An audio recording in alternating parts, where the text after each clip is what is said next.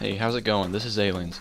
I'm going to be going over this video to explain what I do as far as using my cyclones or my trinkets, what heals I decide to use and when, and a little bit on my positioning. So I hope you enjoy. Now if you've ever seen any of my videos, you know that I always go out there, put a mushroom down and put rejuvenations on everybody so I can get the mushroom stacking up.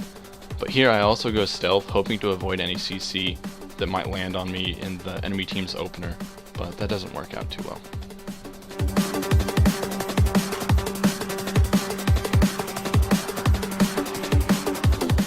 I run away from Siphene and the enemy priest while putting a rejuvenation on my own priest and wild growth on my team, just because I'm not entirely sure who the enemy is planning on hitting in their opener.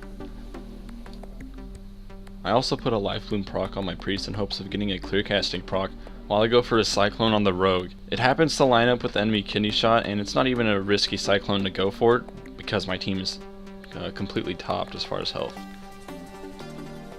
While the rogue is cycloned, I get 3 stacks of my bloom up. Since there's no pressure coming out, it's a really good time to do that. And I move my mushroom and I put a rejuvenation on myself so I can keep getting the overhealing from it onto the mushroom, just so we have basically one more defensive cooldown.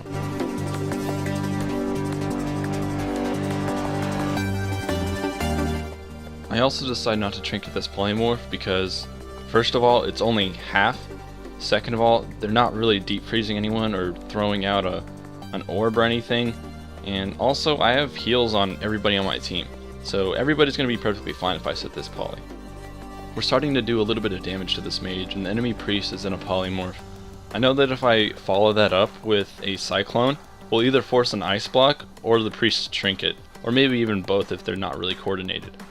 But in this situation, we do get their first ice block. My positioning on the edge of the bridge is pretty good, because the only CC that they're really going to be able to reliably land on me would be instant CC, or I would basically be able to see the enemy priest running up to try to fear me.